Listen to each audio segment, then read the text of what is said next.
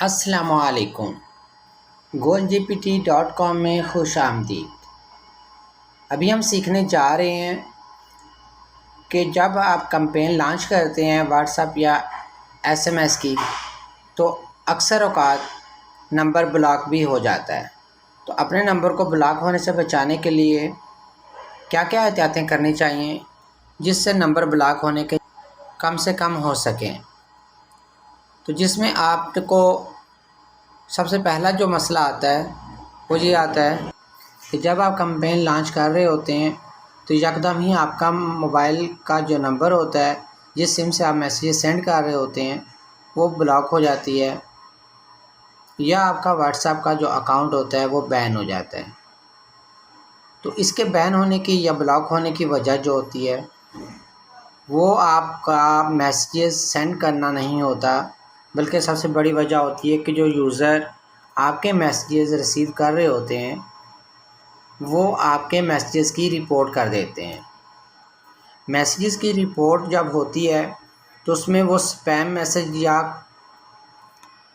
Fake message के तौर पे रिपोर्ट करते हैं, जिसमें आपके नंबर ब्लॉक होने के चांसेस बढ़ जाते हैं। तो goalgpt प्लेटफॉर्म आपको इसमें नंबर को ब्लॉक होने से बचाने के लिए कुछ फ़िल्टर्स देता है जो आप यूज़ करके अपने नंबर को ब्लॉक होने से बचा सकते हैं। इसके लिए आपको सबसे पहली कुछ एहतियातें करनी होंगी। कभी भी अननोन नंबर्स पर आप मैसेजेस ना भेजें।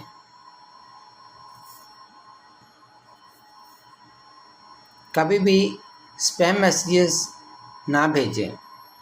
और उसके साथ साथ जब भी आप किसी अननोन नंबर पर अगर मैसेज भेजना पड़ भी जाता है या आप रेगुलर यूज़र को भी मैसेज भेज रहे हैं, तो साथ goalgpt.com का एक शॉर्ट कोड आपको बताया जाएगा जो आपने मैसेज के नीचे लगा के भेजना है, जिसके ऊपर यूज़र अगर क्लिक करेगा तो यूज़र आपके मैसेज से अनसब्सक्राइब हो सकेगा।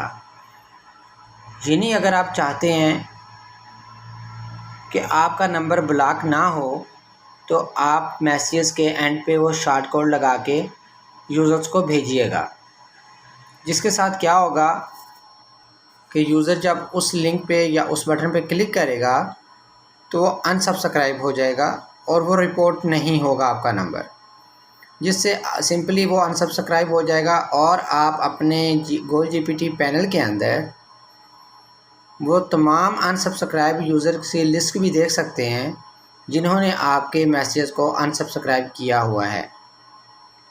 उसके अलावा अगर दोबारा कोई यूज़र आपके मैसेजेस रिसीव करना चाहे तो आप उसको अनसब्सक्राइब की लिस्ट से हटा भी सकते हैं।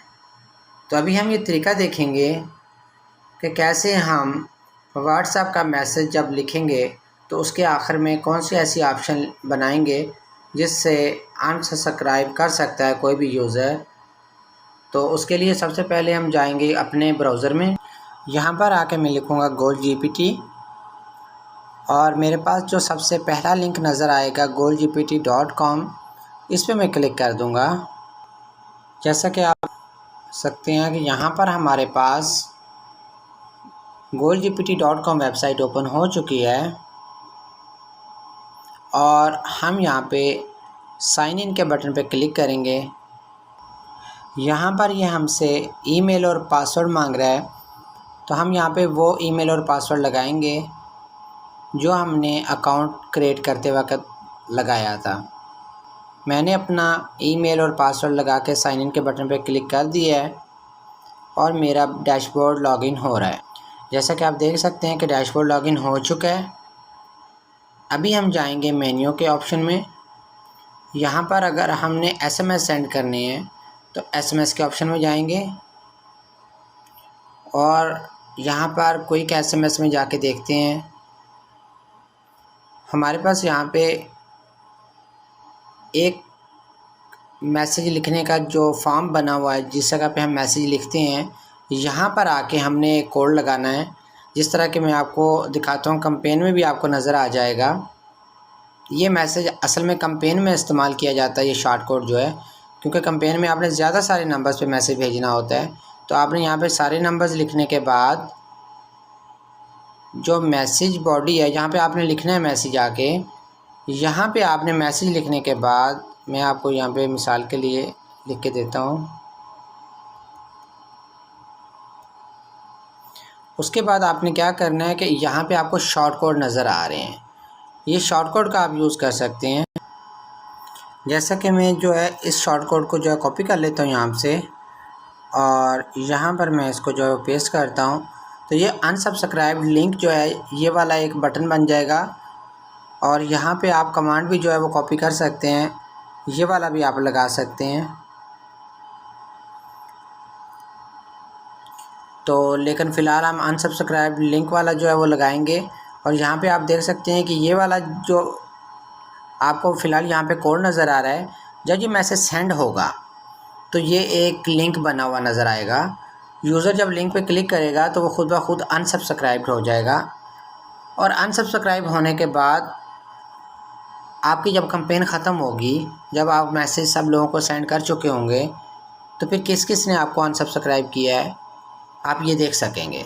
इसके लिए आपने आना है मेन्यू में, यहाँ पर आने के बाद आपने आना है कॉन्टैक्ट्स में, और आप यहाँ पर अनसब्सक्राइब के ऑप्शन पे क्लिक करेंगे तो यहाँ पे आपको लिस्ट नज़र आ जाएगी। अब अगर आप चाहते हैं कि वो लिस्ट आप एक्सपोर्ट करें PDF में, ताकि आपको पता चल सके कि किस किस ने आपको अनसब्सक्राइब किया है, अब यहाँ से PDF, एक्सेल या क्लिपबोर्ड में आप कॉपी कर सकते हैं वो तमाम की तमाम लिस्ट, उनका फ़ोन नंबर, उनकी ID आप यहाँ पे देख सकेंगे। हम ये एज अ एग्ज़ाम्पल अभी व्हाट्सएप में जाके ट्राई करके देखेंगे। तो हम सबसे पहले व्हाट्सएप में आते हैं। इसी तरह SMS में आप कैंपेन चला सकते हैं, सेम व्हाट्सएप में भी आप चला सकते हैं।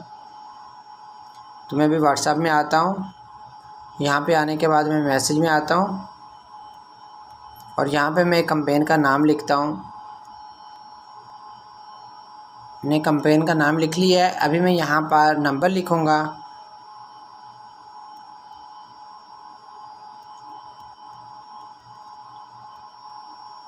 और उसके बाद यहाँ से मुझे अकाउंट सेलेक्ट करना होगा, जिस व्हाट्सएप अकाउंट से मैं कैंपेन जो है वो चलाना चाहता हूँ। यहाँ पर आपके पास तमाम अकाउंट्स की लिस्ट नज़र आएगी, जिस अकाउंट को आपने लिंक कर रखा होगा।